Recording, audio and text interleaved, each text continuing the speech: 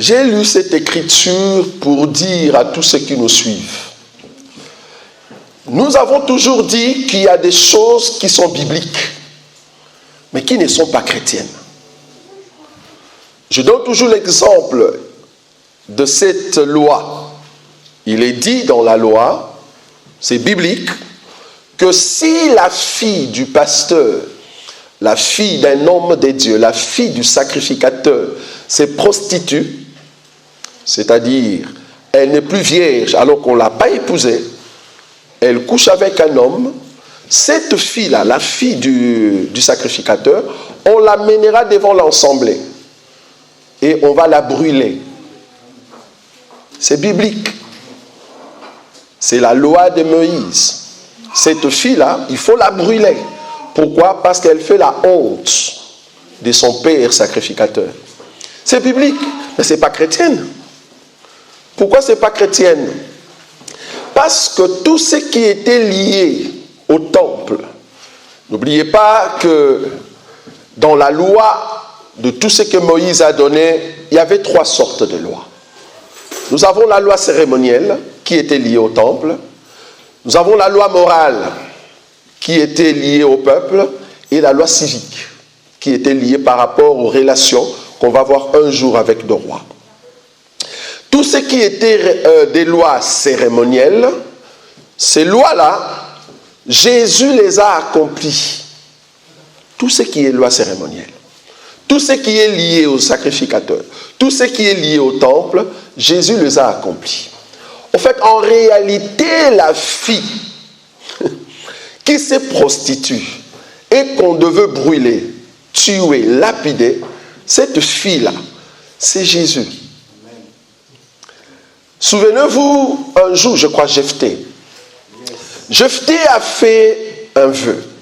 Jephthé a dit, Seigneur, si je gagne ces combats et que je rentre dans mon pays, la première personne qui viendra me voir, je vais prendre cette personne, je vais la consacrer. Jephthé ne savait pas, lui étant père, il ne savait pas qu'il avait des enfants, peut-être il devait être quand même prudent. Et puis Dieu a permis qu'il puisse être victorieux. Et la Bible dit, alors qu'il chantait, il est fort, soi-disant que j'ai gagné, arrivé dans la ville, la première personne, c'était sa fille. C'était son enfant, la fille. Et j'étais été contraint de donner cette fille à Dieu comme don, sacrifice, c'est ça le mot. Il a donné sa fille comme un sacrifice. Or, Jephthé étant le père, la fille qu'on donne comme sacrifice, c'est notre Seigneur Jésus. Donc là, le Seigneur, parce qu'il faut comprendre le mouvement du Seigneur dans la prophétie. Donc la fille de Jephthé, dans la révélation, cette fille-là, c'est au fait notre Seigneur Jésus qu'on a sacrifié. La première personne qui vient réjouir pour tout ce que Jephthé avait fait comme éloge, comme joie, c'était sa fille. Or, la seule personne qui a réjoui le cœur de Dieu, la seule personne qui permet que Dieu soit dans la joie énorme, c'est notre Seigneur Jésus. C'est pour ça que nous disons toujours que Dieu n'écoute pas la prière des hommes. Non. Dieu, il n'écoute pas la prière des hommes, mais il écoute la prière de l'homme. Il y a une différence, la prière des hommes et la prière de l'homme. Nous tous, nous sommes des hommes. Mais pour que Dieu puisse t'écouter, il faut que l'homme de Galilée soit en toi. Si tu n'as pas le Fils, Dieu ne t'écoute pas. Tu dois avoir le Fils en toi et c'est comme ça que tu élèves la voix et Dieu peut t'écouter. Or, Dieu va écouter qui? le Fils qui est en toi, qui est la parole. C'est pour cela que tous ceux qui n'ont pas la parole, en réalité, ils ne prient pas. Pour prier, tu dois être enseigné.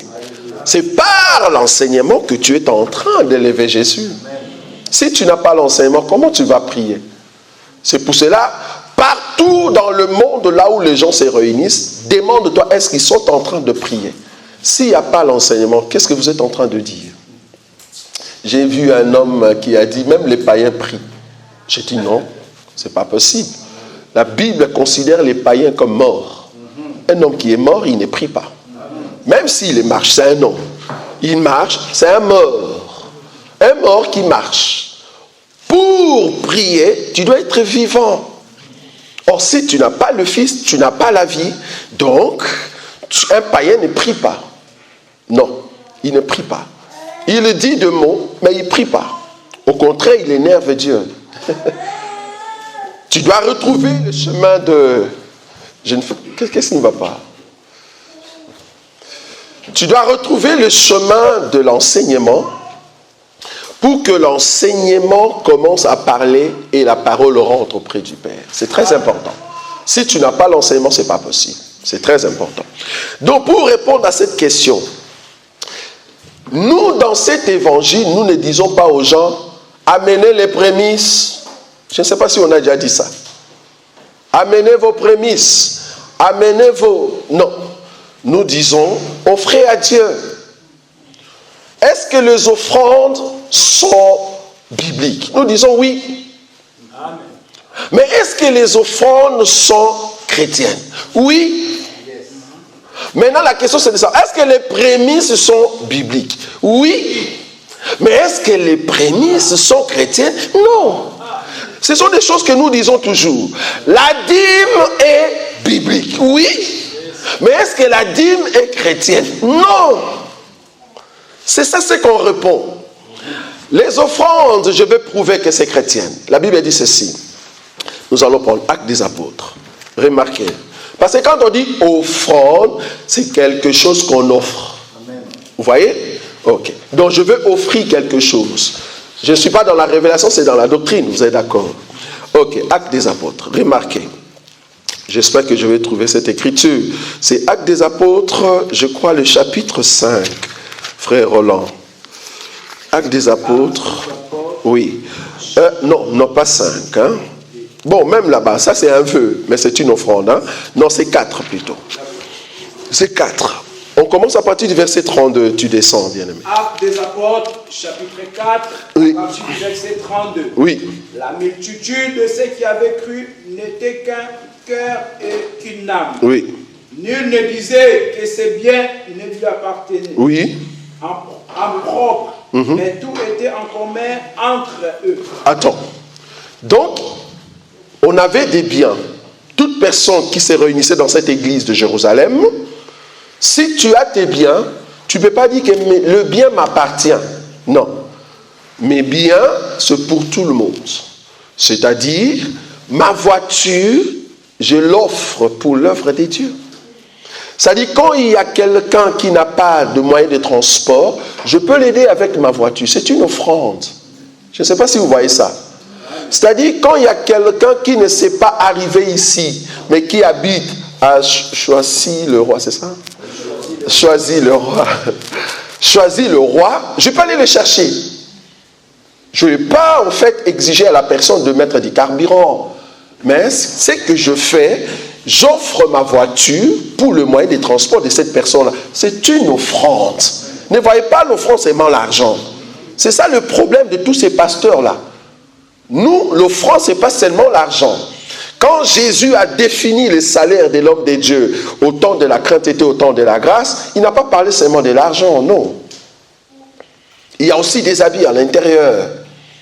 Tout ce qu'on peut te donner, ça peut partir de ces salaires-là. Moi, étant homme de Dieu, si quelqu'un pense à me donner, gloire à Dieu, mais moi aussi, étant homme de Dieu, je fais de même. Donc, je peux accompagner une personne. Je peux appeler une personne, je dis non, viens habiter chez moi. Je ne vais pas lui demander, il faut payer l'eau, il faut payer l'électricité. Non, ça c'est une offrande. L'offrande, c'est quelque chose qu'on offre. qu'est-ce que tu offres à Dieu? C'est ça l'offrande. Vous voyez? On continue. Verset 33. Oui, verset 33. Chapitre 4. Oui, on y va.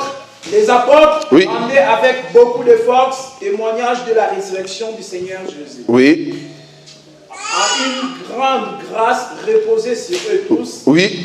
Car il n'y avait parmi eux aucun indigent. Aucun indigent, j'aime ça. Continue.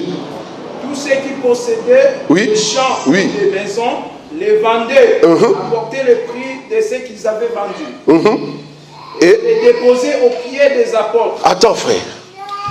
Tous ceux qui avaient des champs, en d'autres termes, tous ceux qui avaient de biens, ils les vendaient. Ils les vendaient pourquoi? Parce qu'il y avait des besoins. Des besoins dans l'église de Jérusalem. Pour ne pas permettre qu'il y ait des indigents, si tu as de biens et que tu vois ton frère qui est en train de souffrir, tu dis, ok, l'argent que j'ai, je peux penser aussi à mon frère. Mais non, je peux penser à mon frère, c'est pas que je ramène les biens, je donne aux frères. Non, c'est pas comme ça. Ça, c'est un désordre. Qu'est-ce que je fais? Je vends le bien, je prends de l'argent, tout ce que Dieu me donne. La Bible dit, on les a menés aux pieds des apôtres.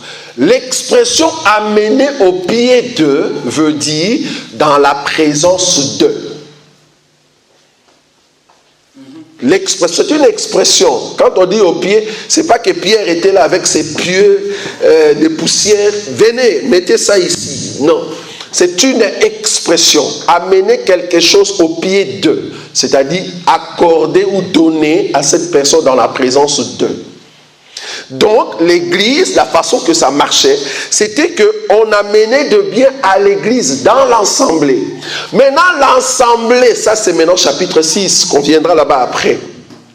L'assemblée va faire la distribution. Parce que dans une assemblée, il y a ce qu'on appelle l'administration. Une église qui n'est pas administrée par des ministres, c'est une église en péril. Nous croyons qu'il y a une administration et c'est par cette administration qu'on va répartir à chacun. Et l'homme de Dieu aussi, parce qu'on appelle ça salaire. Sa part s'appelle salaire. Donc l'homme de Dieu reçoit un salaire par rapport à l'administration. C'est pour ça que les pasteurs n'aiment pas ça. Ils veulent que non, frère. L'administration existe vraiment. Panier. Ça, c'est vraiment pour l'homme de Dieu. Ça, on n'a pas vu. Nous, on n'a pas vu ça dans l'Écriture. On a vu qu'on amène tout et on va faire la distribution. On continue l'Écriture. Parce qu'il faut qu'on réponde à cette question. Verset 35. Voilà. Acte chapitre 4. Oui. Et les déposer aux pieds des apôtres. Oui. Et l'on faisait des distributions à chacun selon ce qu'il avait besoin. Voilà. On faisait la distribution à chacun selon ce qu'il avait besoin. Ok, je suis un homme de Dieu. Dieu nous accorde la grâce d'avoir 1 million. Je prie Dieu que nous puissions l'avoir.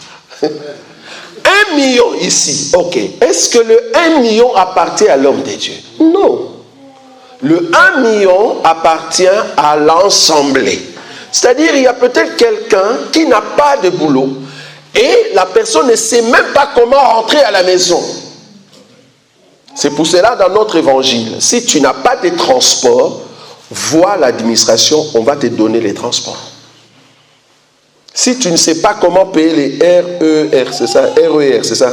Si tu n'as pas la possibilité de payer, que tu es venu ici pour écouter la parole de Dieu, mais tu ne sais pas rentrer, il ne faut pas aller, il ne faut pas sortir. Non. Vois l'administration. Écoutez mes frères, je n'ai pas de transport. Est-ce que vous savez me donner? Oui, nous allons te donner. Ou soit quelqu'un va te mettre dans la voiture, on va t'accompagner là où tu habites. C'est ce que nous on fait. Ça s'appelle offrande. Nous offrons à ces frères-là quelque chose. Donc, moi étant homme de Dieu, dans les 1 million, j'ai mon droit. Ah, c'est ce que Paul a dit. Donc, dans les 1 million, il y a aussi ma part. En tant qu'homme de Dieu, je ne vais pas prendre les 1 million. Il ne faut pas mettre panier de l'administration et panier de la dîme, c'est-à-dire salaire de l'homme de Dieu. On n'a pas vu ça. Panier dîme. Je n'ai pas vu ça moi dans la Bible. Plus grave encore, au lieu de mettre seulement un panier, vous mettez 6, 7 paniers. Donc, sur les paniers, vous écrivez Galates 6, 6. C'est ça, hein? Qui veulent donner Galates 6, 6. Voilà les paniers là-bas, Galates 6, 6. Maintenant, tu viens avec ton argent. Donc, il y a 6 paniers, 5. Galates 6, 6. Ici, pour les orphelins. Ici, aumône. Ici, soutenir la construction de l'église. Et là-bas, au fond, la dîme. Donc, à la fin du culte, les pasteurs, les voleurs, excusez-moi le mot, ce sont des grands voleurs et des escrocs. J'étais avec ces gens-là, je sais ce que je suis en train de dire. Donc, quand le pasteur est là assis, quand l'église arrive, tous les paniers ici n'intéressent pas trop les pasteurs. C'est les paniers de la dîme là-bas. Parce que là, il s'est dit, ils vont mettre comme les enveloppes. Et à la fin, les pasteurs demandent à leur modérateur. Déjà, le mot modérateur n'existe pas dans la Bible. Un homme ne peut pas modérer les cultes, ce n'est pas possible. C'est le Saint-Esprit qui modère les cultes. Dans la Bible, on l'appelle président du culte. C'est quelqu'un qui préside le culte. Maintenant, il va dire au président du culte, tu vois les paniers de la dîme, amène ça dans le bureau. J'étais étonné une fois en Hollande. Ah non, que Dieu pardonne les hommes de Dieu qui pratiquent ces choses. Ils ont fait ce qu'on appelle appel de fonds. Je ne sais pas, vous avez déjà entendu ça. On appelle ça appel de fonds. Fonds de quoi? Fonds national. Fonds de quoi? Ok, si vous voulez construire un lieu, ok, gloire à Dieu, il n'y a pas de souci. Je comprends parce que vous voulez quand même avoir un lieu où vous allez vous recueillir. Ok, c'est bon. Mais ces lieux-là, qui sera le propriétaire? C'est ça la question. Parce que si toi tu mets ton nom là-bas et que c'est ton enfant qui viendra prendre ça, on dit, mais ça devient un royaume. Donc en Hollande, qu'est-ce qu'ils ont fait? Ils ont fait le appel de fonds. Qu'est-ce que cet homme de Dieu? Il habite ici en France pour le moment. Il était avant vers l'Angola. C'est un apôtre. Un apôtre impudique et adultère.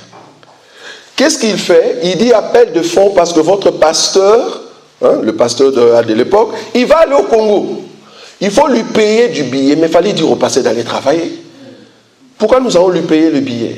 Non, tu me dis par exemple je vais contribuer à l'assemblée, mais c'est à l'assemblée de penser au pasteur. Mais il ne faut pas demander au peuple de Dieu payer le billet pour cet homme. Si je veux l'offrir moi-même, c'est bon. Mais c'était devenu une exigence. Pourquoi j'appelle ça une exigence? Parce que les messieurs ont pris des enveloppes.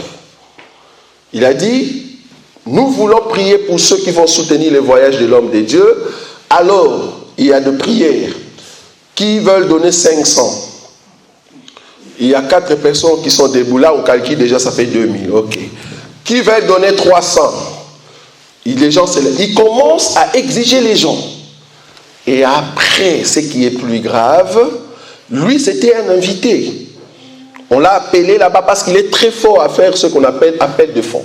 Parce qu'il y a des pasteurs qui ont honte de le faire, soi-disant. Ça va? Alors, il va faire appel à son ami. Il dit à son ami, tu vas faire ça. Et on va voir à la fin. Et qu'est-ce qu'il y a eu? L'argent qui était entré, ils se sont retirés dans une chambre. Moi, je ne savais pas qu'ils étaient là-bas. J'arrive, tu tapes à la porte, tu entends le pasteur qui dit « N'entrez pas, n'entrez pas, n'entrez pas ». Pourquoi? Parce qu'ils étaient en train de faire la distribution. Qu'est-ce que l'invité a dit? Tu avais toujours tes membres chaque jour avec toi, mais tu n'as jamais fait cet appel de fonds, alors tu vas avoir les 40% du montant. Moi, je vais prendre les 60 parce que c'est moi qui ai fait que, tu vois. Donc, c'est ce qu'on appelle escroquerie. Vous voyez ça? La Bible dit, vous allez mettre tout ensemble. Et c'est l'administration qui va voir maintenant que voilà les droits du pasteur, voilà les droits aussi des indigents. Il y a des gens qui ont des difficultés dans l'ensemble. Il faut les aider. On a des difficultés des salles. Il faut le payer. Est-ce que vous voyez ça? On a des problèmes des instruments. Mais il faut les acheter. On ne va pas continuer à faire des fonds, appels de fonds tout le temps, alors que vous n'achetez pas. Il y a même un qui était plus courageux, un escroc fort. Il a dit aux gens, contribuez parce que je vais créer une école orphelinat au Congo. Menteur, il n'a pas fait ça. Et l'argent, il a acheté une maison de 1 million au Congo. Mais c'était le peuple qui ont donné l'argent. Il n'a jamais fait ça. Ça, on appelle ça, c'est du vol. Mais la Bible dit, je répète encore le verset que le frère vient de lire, on va continuer. Le verset 35. Et les déposait aux pieds des apôtres et l'on faisait des distributions à chacun selon qu'il en avait besoin. L'homme de Dieu a besoin de manger parce que l'écriture dit tu n'en muselleras point les bœufs quand ils mangent, quand ils travaillent. Donc l'homme de Dieu en travail, il a besoin aussi d'argent. Mais ce n'est pas toute cette somme qui entre dans le panier qu'il doit avoir. Non, c'est l'administration qui va penser au salaire de l'homme de Dieu. C'est ce que moi j'ai vu qui est chrétien ou chrétienne. C'est vrai, il y a eu des choses qui étaient bibliques, mais dans la chrétienté, c'est ce que moi je suis en train de voir. Ok, on continue. La partie ici, c'est la partie que les hommes de Dieu n'aiment pas. Mais ça se trouve dans la Bible. Et en plus, c'est chrétien. Ça, c'est grave. Écoutez cette partie, la dernière partie. Oui. Le verset 36 de Actes chapitre. Le verset 36, Actes des Apôtres, chapitre 4. Tout homme de Dieu qui me suit, écoutez ça. Joseph, surnommé par les apôtres Barnabas. Oui. Ce qui signifie fils de consolation. Dans d'autres versions, on dit fils d'exhortation. C'est-à-dire Barnabas ou Joseph surnommé Barnabas, c'est un ministre. Un homme de Dieu qui prêche. Il était parmi les ministres dans l'église dans Acte 13. L'église de... Comment? Non. L'église, Actes des Apôtres, chapitre 13. Attends, c'est quelle église? Juste le nom. Antioche. Voilà, le verset 13, Actes des Apôtres, chapitre 13. Il y avait dans l'église d'Antioche des prophètes et des docteurs, Barnabas, Siméon, appelé Niger, Lucius de Cyrène, Manahem, qui avait été élevé avec Hérode de Tertre et Saul. Ça, c'est le ministre de l'église d'Antioche. Parmi ces ministres, il y a aussi Barnabas. Mais remarquez l'écriture ici. Dans Actes chapitre 4, le verset 36, c'est Barnabas. Qu'est-ce qu'il a fait, bien-aimé? Qui était lévite originaire de Chypre. Oui. Vendu un champ qu'il possédait, apporta l'argent et le déposa aux pieds des apôtres. Il n'était pas comme les autres disent, membre de l'église. Non. C'est un ministre. Il a vendu un champ. Il amène ça où? À l'église. Donc même un homme de Dieu, pour soutenir l'œuvre de Dieu, tu peux vendre ta voiture, prendre l'argent et amener à l'église. Tu peux le faire. Tu peux le faire pour soutenir l'œuvre. Parce que ça doit aller de l'avant. Ce n'est pas un péché. Il ne faut pas que le pasteur attende seulement qu'on lui donne. C'est comme si c'était un mendiant. Or, tout pasteur qui attend ce qu'on lui donne, c'est pour cela que ce pasteur-là devient l'homme le plus riche de tout le monde dans l'église. Parce qu'il a commencé comme un mendiant. Donnez-moi, donnez-moi, donnez-moi. Il ne travaille pas. Mais en recevant de tout le monde, et c'est lui qui devient l'homme le plus riche. J'étais étonné à Kinshasa. On m'a montré la maison d'un homme de Dieu qui crie tout le temps dans des réseaux sociaux. On m'a montré, je viens dire des maisons, pas une maison, des maisons de 4 étages. Et cet homme de Dieu, dernièrement, je ne sais pas quelle mouche lui a piqué parce qu'il ne connaît pas l'enseignement. Il a osé dire à tout le monde que vous qui êtes en Europe, vous devez rentrer et recommencer à zéro. Mais j'ai vu, quand cet homme de Dieu a commencé, parce qu'il était passé par la borne, mais j'ai vu comment il a commencé.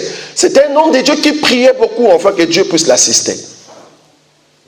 Et quand Dieu l'a élevé, avec toutes les maisons qu'il a maintenant au Congo, avec une église qu'il a construite plus de 1 million, le monsieur ose dire à ceux qui lui ont donné l'argent, parce que c'était un mendiant au départ, comme il était mendiant, et qu'il a beaucoup reçu de vos mains, de main de ceux qui lui donnent l'argent, voilà, il vous insulte. Il n'a pas compris le principe de ce qu'on appelle survie. Qu'est-ce que la Bible appelle survie? Ça, il n'a pas compris. Dans les cas de survivre, je peux quitter mon pays et venir là où je peux manger. Je peux ramener ma femme et mes enfants pour aller quelque part. Je peux encore lui comprendre. Là, quand il dit, par exemple, que vous qui avez menti, les âges, tout ça, ça je peux, j'ai bien dit, je peux encore comprendre. Mais il faut voir si c'est dans les cadres de survie. Parce que lui-même a des origines brésiliennes. Mais il est au Congo. Vous voyez? Donc pour dire qu'un homme de Dieu peut aussi donner à l'assemblée. Il peut vendre la maison et amener de l'argent. Maintenant, quand on parle de la dîme, c'est ça le problème. Mais pourquoi la dîme dérange? Je ne comprends pas. Il y a un monsieur, un frère, si je peux encore appeler ainsi. Le frère nous a balancé une sorte d'enseignement en disant que la dîme, c'est synonyme de salaire. J'ai dit non, frère, c'est en français. Dîme, c'est en français. Prends les mots dîme, amène ça en anglais. Tu vas comprendre que ce n'est pas synonyme de salaire. Prends les mots dîme, amène ça dans la langue maternelle du Congo. Vouloir ou pas, on l'appelle Ndambu na zone. Moko. Oui, moko, mais Ndambu na zone. Ok, moko na zone. Ok. Moko na zone. Dans ma langue, la langue qui vient du ciel, on appelle ça dijmo. Ça, c'est la langue qui vient du ciel. Si seulement c'est la langue qui vient du ciel. Dijmo.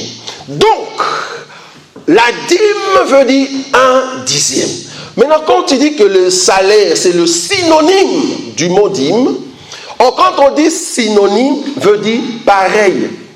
Même signification. Ok. Si c'est la même signification, quand je vais au boulot et qu'on me paye mon salaire, est-ce que je peux dire qu'on m'a payé la dîme? Je pose la question. Non. Tu vas au boulot, ton patron te paye à la fin du mois. Est-ce que tu peux dire on m'a payé la dîme? C'est le salaire, non? Bon, comme c'est les synonymes, ok, on m'a payé la dîme. Est-ce que tu peux dire ça? Alors, ce n'est pas un synonyme. Dîme, c'est une proportion. La dîme, c'est une proportion. Je ne sais pas. Moi, normalement, pour le moment, je travaille dans une société syndicale au niveau de la Belgique. La façon qu'on calcule nos salaires, ou la proportion utilisée, la proportion salariale, utilisée pour calculer les salaires des syndicats, ce n'est pas la même chose avec ceux qui travaillent dans la production. Ce n'est pas la même chose. Parce que ceux qui sont dans une société syndicale, c'est comme des fonctionnaires. Donc du coup, la proportion, ce n'est pas la même chose. Je parle de la proportion. Or, la dîme a été donnée comme une proportion salariale. Ou peut-être c'est les mots proportion qui dérangent. Je ne sais pas comment est-ce que nous pouvons l'expliquer. C'est la proportion salariale de Lévi. Mais nous n'avons pas cette proportion aujourd'hui. Nous avons une autre proportion. C'est pour cela que je ne peux pas pratiquer ce qui n'est pas ma proportion. Jésus ne nous a pas donné cette proportion-là. Jésus nous a dit, allez dans une maison, tout ce qu'on vous donnera, c'est ça votre salaire. C'est ce qu'on m'a dit. C'est ce qu'on m'a dit. Maintenant, si toi tu me dis non, exige la dîme, et plus grave, tu vas exiger la dîme de l'argent. Tu as déjà vu ça dans la Bible, vraiment. La dîme en argent, tu as déjà vu ça où? Donc, c'est un mensonge des hommes de Dieu. J'appelle ça mensonge. C'est pour cela que je comment on dit, recommence, ou réitérer ce soir. Je vais encore le redire dans ces médias. Toute personne qui exige au peuple de Dieu la dîme, de payer la dîme, tu es un voleur. Parce que tu mens au nom de Jésus. Tu sais très bien que la dîme n'est pas d'actualité, tu le sais très bien. Mais toi, dans ta tête, tu penses que le peuple ne va plus donner. C'est faux. C'est faux.